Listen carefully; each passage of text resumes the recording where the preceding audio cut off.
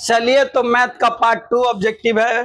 तो आप लोग अच्छा से देखिएगा, समझिएगा। वीडियो को पहले लाइक कर दीजिए, अच्छा लगे तो दोस्तों के बीच में क्या कर दीजिए, शेयर कर दीजिए।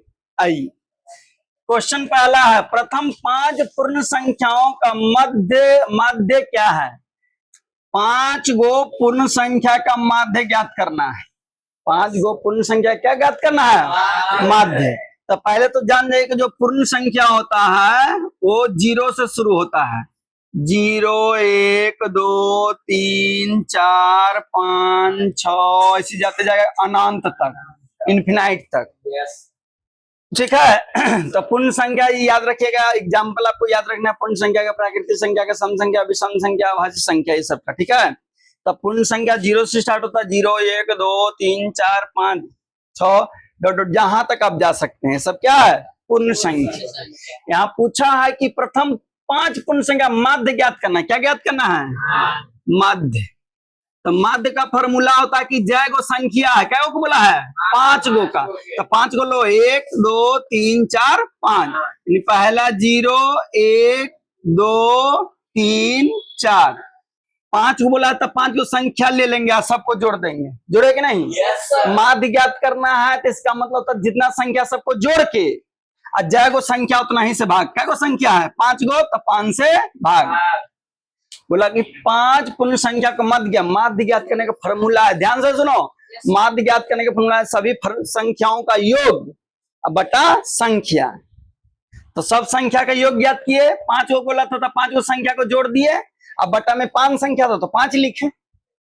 समझ रहे कि नहीं? अब जोड़ो, ऊपर कितना होगा? 4 3 7 7 2 9 9 1 10 10 बटा 5 काटेंगे तो 2। तो माध्य कितना गया? 2। बस याद रखिएगा, आता है यहाँ से माध्य दम आएगा ही आपका एग्जाम। बताओ ऐसा ऑब्जेक्टिव आएगा? नहीं बनेगा। एकदम सिंपल और सरल है। हाँ, एकदम सरल और सिंपल है। समझ में आ गया? माध्य ज्ञात करने का फॉर्मूला है कि भैया जितना संख्या दिले उसको ऊपर से जोड़ दो। ठीक है। और जाएगा संख्या उतना ही से भाग कर दो, तो निकल जाएगा माध्य। समझ गए? अरे समझे? समझ में आवता नु?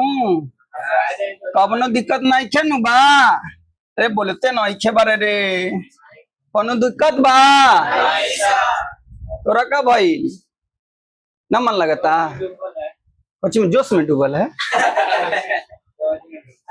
कुछ के सोच में डूबल है।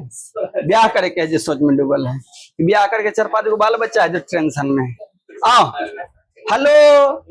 2 वृत्त के क्षेत्रफलों का अनुपात 4:1 है। समझो इस टाइप का ही क्वेश्चन रहेगा।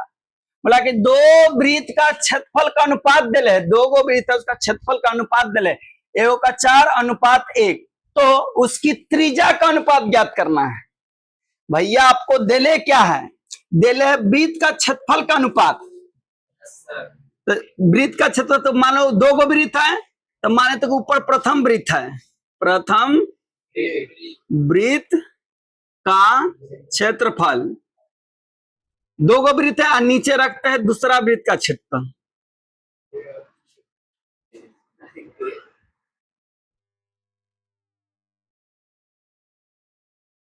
अनुपात का मतलब होता है भागा। 2 वृत्त का अनुपात है, तो एगो वृत्त ऊपर है, एगो वृत्त नीचे है।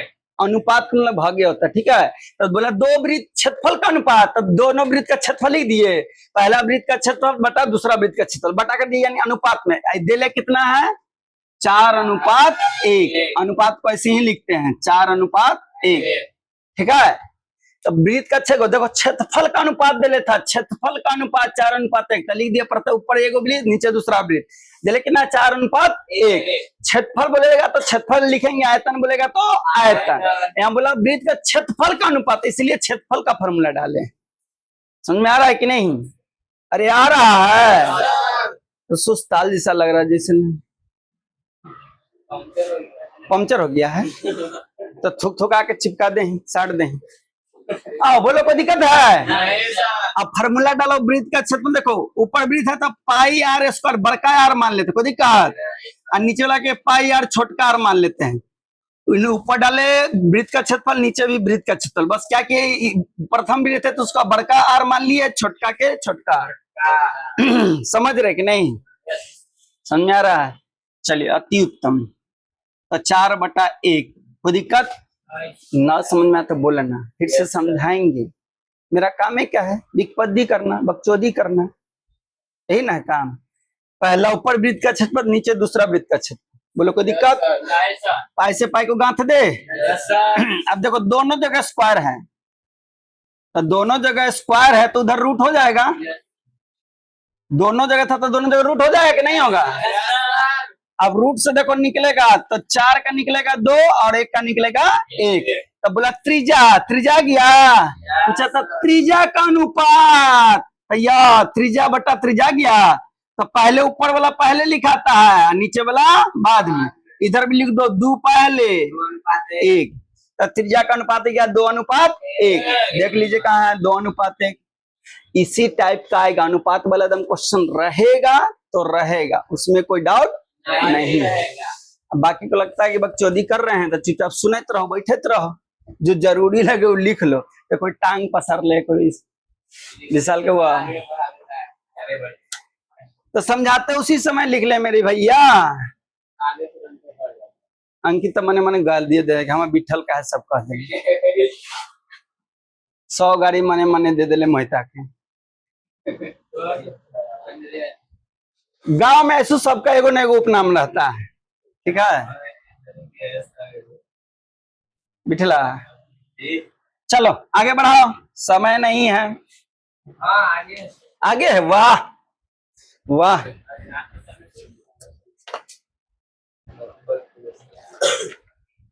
तो थुका के पान रख लेता हो। चलो वाह, बहुत अच्छा किया। tan थीटा बराबर √3 है। tan थीटा बराबर √3। तो थीटा का मान ज्ञात करना है, ठीक है। ऑप्शन देख लीजिए, देखिए कुछ नहीं करना है। यहाँ है tan थीटा बराबर √3। tan √30 किसका मान होता है? अरे √3 tan किसका मान होता है? tan 60 का। tan 60 का मान होता है। तो √3 tan 60 का मान है, तो √3 की जगह tan 60 लिख देते हैं। काहे लिखे कि √3 का tan 60 का मान होता है। tan 60 का मान √3 होता है। इधर tan थीटा tan थीटा लिखे, और जानते हैं कि ना tan है यानी tan के मान दिले होगा। तो √3 tan 60 का मान होता है, तो लिख दिए tan 60 डिग्री। अब देखो tan से tan को गांठ दिए तो बाधा नहीं, विकास करेंगे साथ दीजिएगा तो गांठ देंगे, ठीक है। तो बाधा भी नहीं करिए, विकास भी नहीं करिए, कोई साथ देता उसको गांठ दीजिए। बाधा नहीं तो विकास करेंगे, एक बार साथ दीजिए ना, लिबा के गांठ देंगे। आ गया थीटा का मान? अरे समझ में आया? एकदम कितना सिंपल था। ये देगा ऑब्जेक्टिव में, तू लोग हदिया रहा है कि नहीं बनेगा, नहीं कुछ नहीं है, तू लोग पाद के सबको बर्बाद कर दोगे, ठीक है। क्लास के तो बर्बाद कर ले रहा करता है। देखो फिर 4 लगा दिया। एक और फिर से समझाना है, थोड़ा नीचे कर दो, लिखे में व्यस्त था। चलो देखो कुछ नहीं है मेरे भाई, देख लिया कि tan थीटा है तो tan थीटा, अब देख रहे कि tan है यानी tan का ही मान दे होगा। तो जानते हैं कि √3 होता है tan 60 का मान, ठीक है, 60 डिग्री का मान। तो tan से tan कट गया तो इधर बटा थीटा, उधर बचा 60 डिग्री। समझ में आया? देखो ऐसे ऑब्जेक्टिव बनेगा, 2 लाइन में खत्म। अब तेज लेकर आएगा तो भी नहीं करेगा, देखा कि tan 60 का मान √3 है, डायरेक्ट 60 मारेगा। इतना करेगा क्यों? ऑब्जेक्टिव में पेन चलाना ही नहीं, हाँ डायरेक्ट गोल गोल रानी, इतना इतना पानी, कहाँ गई मेरी बाकी जवानी।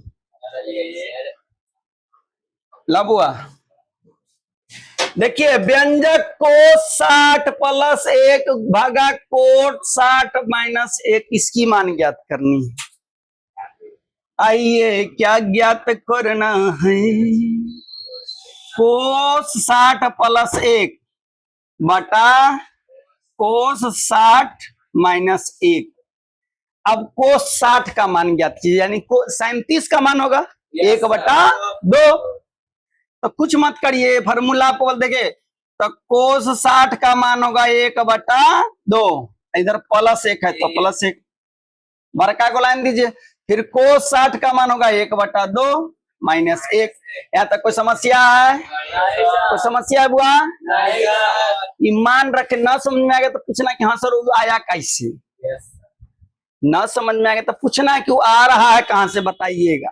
तो कहीं ना कहीं से अबे करेगा, हम बताएंगे। मेरा काम है क्या है, हाँ, पैसा वैसा नहीं लेना है, खाली बताते चलिए।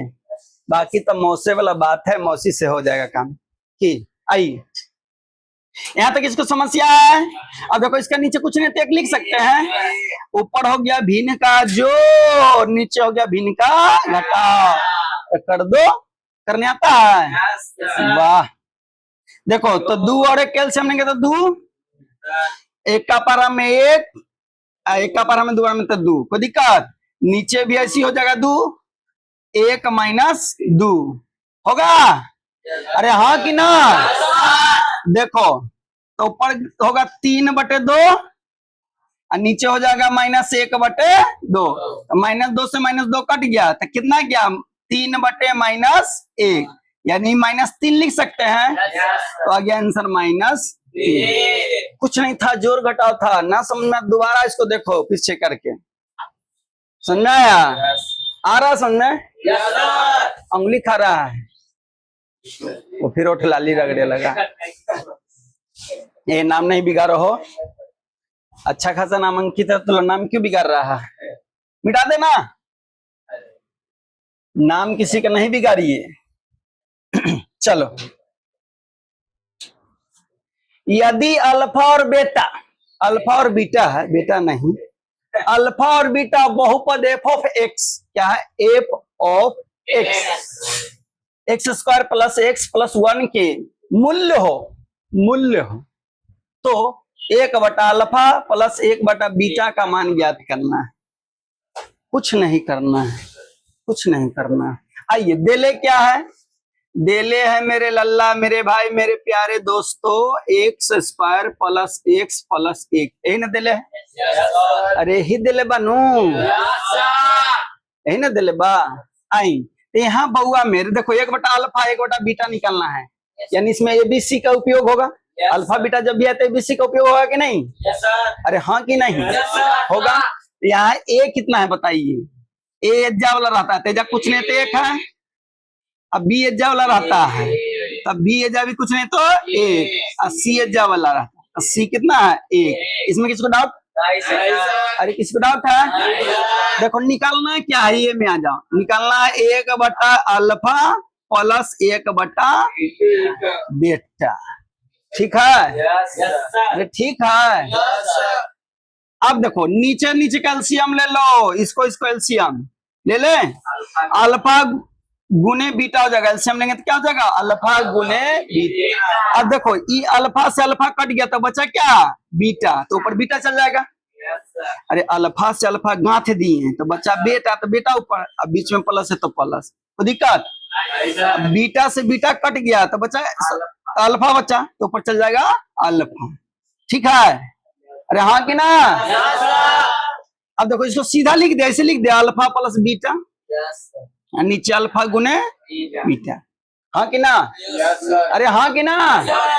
अब देखो अल्फा + बीटा का फॉर्मूला था -b/a, अल्फा + बीटा का फॉर्मूला होता है -b/a।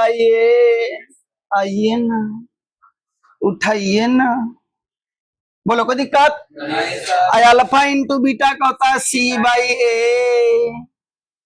बताइए ना, कोनो डाउट है?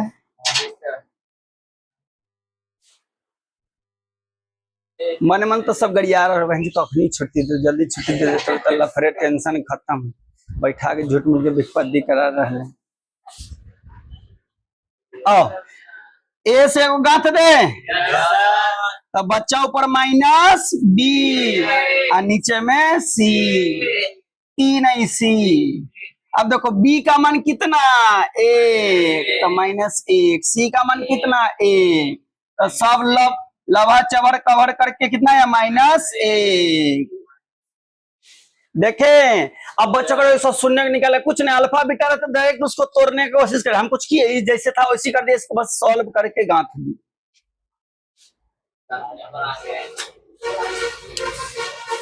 मिटा दे।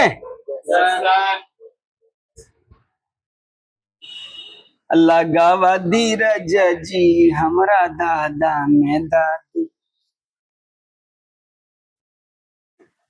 खा पाई लो। आओ, एक द्विघात बहुपद के मूल्यों का योगफल, योगफल बोले तो अल्फा प्लस बीटा, तथा गुणनफल, गुणनफल बोले तो अल्फा इंटू बीटा। बोल लो, बोला है कि एक द्विघात बहुपद के मूल्यों का योग अल्फा इंटू बीटा तथा अल्फा इंटू बीटा होता। दे ले देखो क्रमशः मतलब बारी बारी से बोला कि एक द्विघात बहुपद के मूल्यों का योगफल तथा गुणनफल क्रमशः यानी बारी बारी से 2 है और 15।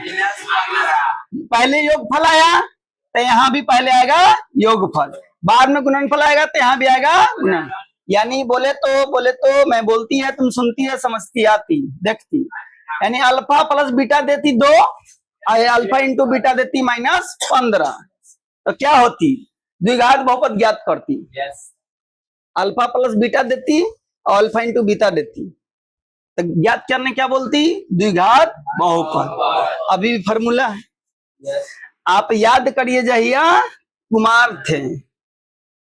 अब बहुपद यानी द्विघात बहुपद क्या निकालना है, द्विघात बहुपद का फॉर्मूला होता है एक square minus alpha plus beta गुने X plus alpha into beta.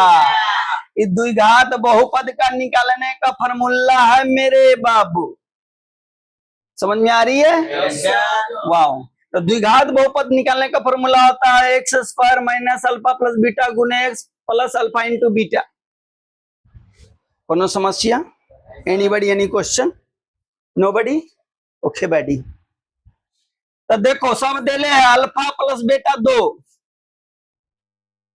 Alpha plus beta के जगह कितना रखेंगे 2, अब बाहर एक से तो गुना हो जाएगा ना, प्लस अल्फा इंटू बीटा दिले -15, तो यहाँ हो जाएगा X square minus 2x minus 15, plus minus गुना होगा तो माइनस है ना। देख लीजिए अब कहाँ है ये answer, x square minus 2x, यहाँ कितना आसान था, समझ में आ रहा है? खाली क्वेश्चन समझना है, बस कर रिलाई कर देना है, समझे कि नहीं? अरे समझ में आ रहा है? देखो भक्त आई करे लगा, आई बोलिया बोले बाबा कारी को। चलो अब आ गए हैं, बॉर्डर पर पहुंच गया, टेंशन न लेना है। हाँ विशाल की आदत तो ले लगता है भौजी सिखा दी है। हाँ देखो अगर ममानी सिखा दी तो बता रहा है, ममानी बोलती है इससे बैठी, चुतरवा तंग टेढ़ करके बैठना। गरम गरम खाना ठंडा रहा, चिंता न कर, 2-3 क्वेश्चन ठंडाने दो, कैसन जाके कल्टी मार देना, नौफाड़ियों ना भिराना, कल्टी धर के उलट देना। आओ, बिंदु Q से किसी वृत्त की स्पर्श रेखा की लंबाई 24 है। देखिए पहले तो देखिए hello hello hello hello hello hello, इन्हें बाल बच्चा भेलो, समाचार ठीक है? अरे देख स्पर्श रेखा पहले खींच, ऐसे वृत्त हुआ, देखो ए वृत्त हुआ, खाली छूके छोड़ दिया, छूके छोड़ दिया तो स्पर्श रेखा हो गया। खाली वृत्त को छूके छोड़ दिया, पानी पानी हो गया, कौन रेखा हो गया? स्पर्श रेखा। तो ये वृत्त हो गया, ये वृत्त की क्या होगा? ये स्पर्श रेखा। क्या बिंदु पर टच कर रहा है? एक बिंदु। तो ये पूछता है ऑब्जेक्टिव में कि किसी वृत्त के स्पर्श रेखा वृत्त को कितने बिंदु पर प्रतिच्छेद करता है? तो एक। यहाँ बोला था Q बिंदु से किसी वृत्त की स्पर्श रेखा की लंबाई 24, तो यहाँ Q बिंदु है, क्यू से स्पर्श रेखा की लंबाई कितना है? 24। वाह, कोई दिक्कत है? और केंद्र से क्यू की दूरी है ना, केंद्र है तो बोला है केंद्र से क्यू की दूरी कितना है? 25 सेंटीमीटर। तो वृत्त की त्रिज्या, तो वृत्त की त्रिज्या देना होगा, यही ज्ञात करना है। तो त्रिज्या स्पर्श रेखा पर 90 डिग्री का कोण बनाता है। तो भेजा जहां जहां घुसता है घुसा लो कि भैया स्पर्श रेखा पर त्रिज्या है, कितना डिग्री का कोण बनाता है? 90। तो 90 के सामने वाला हो गया कर्ण, होगा, और निचवा हो गया आधार, आई हो गया लंब। तो निकालना है क्या है? लंब। तो पाइथागोरस प्रमेय से आ जाएंगे।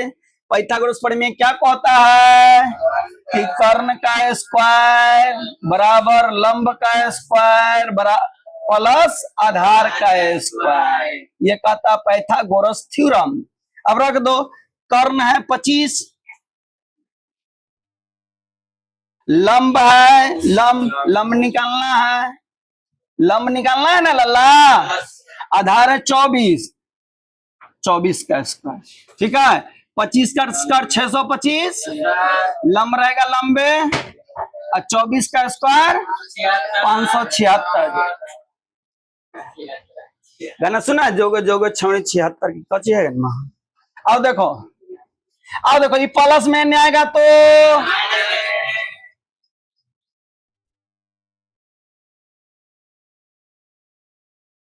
बोल, कोई दिक्कत? अब घटाओ, घटाने आता है ना, तो 625 में 576 घटाओ,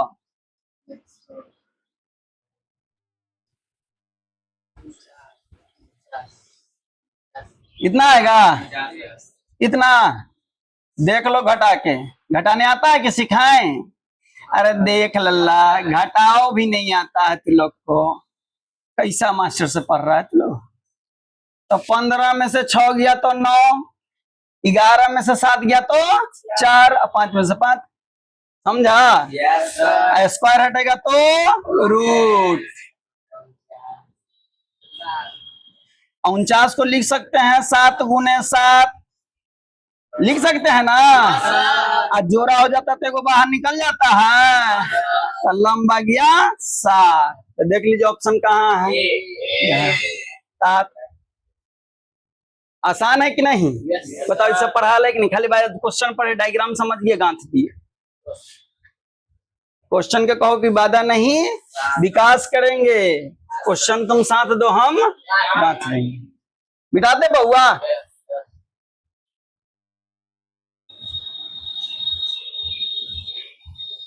ऑब्जेक्टिव कुछ नहीं है, हाथ का मैल है, ठीक है। अरे रहे दे बहुआ, बिंदु इतना की स्थिति किस पाद में है? अब आइए पादम पाद कर देते हैं। क्या कर देंगे? पादम पाद। पादम 1, पादम 2, पाद 3। आइए समझिएगा, यहां से दम क्वेश्चन रहता है, ठीक है। वो बता देंगे एक चीज, उससे बाहर नहीं जाएगा। इसको दम अच्छा से अपना कॉपी में नोट्स कर लीजिएगा। ऐसा रहता है, इसको पता है आपको, बाई अक्ष कहते हैं। कि बाई अक्ष हो गया, हुआ ना। ऐसे रहता ही एक्स अक्ष।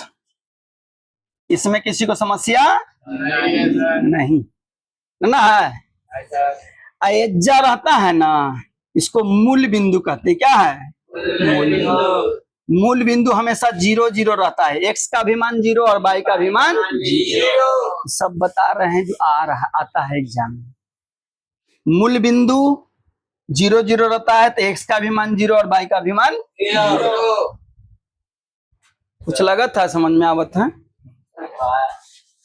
ना? आवत है। तो देखो, ऊपर ऐसे डंडा खींचे, इसको बाई अक्ष कहते, यानी यहां से यहां तक बाई अक्ष। ऐसे खींचे, ये हो गया एक्स। ऐसा जहां काटम कुटम का चढ़ा चढ़ी कर दिया ना, वो मूल बिंदु कहते। जहां चढ़ा चढ़ी दोनों क्या, वो मूल बिंदु। अब मूल बिंदु हमेशा 0 0 रहता है। 0 0 मतलब कि यहाँ एक्स भी 0 है और वाई भी 0। पहले एक्स लिखाता है, बाद में वाई लिखाता है। कोई समस्या नहीं। अब आइए, इसको कहेंगे प्रथम पाद। ये हो गया दूसरा पाद। ये हो गया तीसरा पाद, ये हो गया चौथा पाद। यानी प्रथम पाद, द्वितीय पाद, तृतीय पाद, चतुर्थ पाद। हेलो, प्रथम पाद, द्वितीय पाद, तृतीय पाद और चतुर्थ पाद। खाली पादे पाद, 4 बार पादना है। प्रथम पाद, दूसरम पाद, तीसरम पाद, चौथा दम गड्ढा कर दो पाद के। ठीक है, गिनती में लेकर गड़बड़ा जाता है, ऐसे आना है, ऐसे नहीं। प्रथम, द्वितीय, तृतीय, चतुर्थ। ठीक है, अब बता रहे, बहुत इंपॉर्टेंट है, एकदम बेस है। जैसे बेबी को बेस पसंद है, वैसे एकदम बेस है ये। ठीक है, मोदी को देश पसंद, वाह। बेबी को बेस पसंद है, मोदी को देश पसंद है। डायलॉग तो अच्छा है। और नीतीश को ये बराबर सटीक बैठ गया कि भैया बेबी को बेस पसंद है, मोदी को देश पसंद है। कोई बोला बड़ी सोच के। आइए, तो भैया प्रथम पाद, द्वितीय पाद, तृतीय पाद, चतुर्थ पाद। ठीक है, अब अभी थोड़ा देर पहले बताया था, याद करो, जहिया कुमार रहला, इसको भुजा कहते हैं कि कोटि कहते हैं? क्या कहते हैं? कोटि। बाई अक्ष को कहते हैं कोटि, एक अक्ष को कहते हैं भुजा, नहीं भूज। यही से महिला की गाड़ी देवे का मन करता है, लेकिन नहीं देंगे, भोरे भोरे अच्छा ना लगता है ना जी। बोलो, कोई दिक्कत है? ये सब पूछेगा एग्जाम में डायरेक्ट।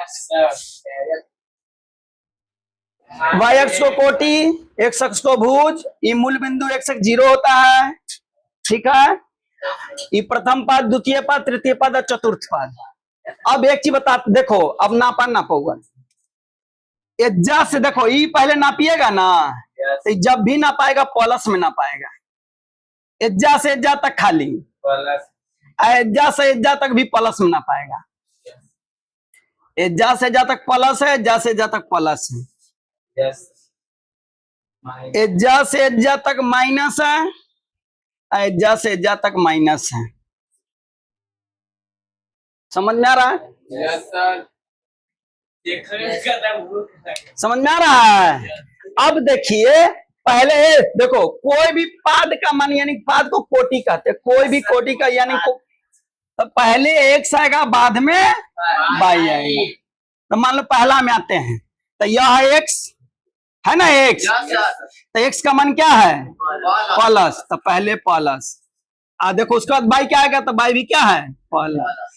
यानी पहला पाद में जो प्लस प्लस में रहेगा वो पहला पाद में आएगा। यहाँ देखो, जैसे क्वेश्चन है, बिंदु माइनस और प्लस है, तो पहला पाद में 2 गो मान आएगा, दोनों प्लस में रहेगा। जैसे मान लीजिए ये पूछा कि भैया बताइए 4 और 6 किस पाद में, तो दोनों जगह प्लस है, तो किस पाद में आएगा? प्रथम पद में। यदि दोनों जगह प्लस है तो प्रथम पाद में, कोई दिक्कत?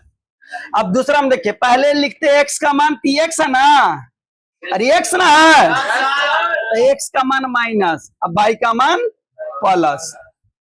तो दूसरा पाद में आएगा, जो एगो माइनस में रहेगा, एगो प्लस में। तो देखो तुम्हारा एगो माइनस में, एगो प्लस में है, तो किस पाद में जाएगा? तो द्वितीय पाद। समझ में आया?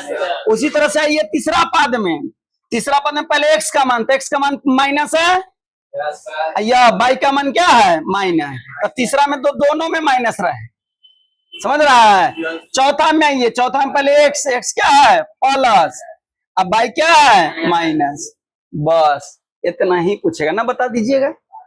पहला में प्लस प्लस रहेगा, गांठ दीजिएगा, माइनस प्लस रहेगा। देखो अभी जैसे माइनस प्लस दे दिया था, अंक को देखना ही नहीं है, माइनस प्लस देखना है। तो जो बच्चा के याद रहेगा, ऐसा समझा भी दिए कैसा है, चार्ट पेपर में या कहीं बना के अच्छा से लिख लीजिएगा।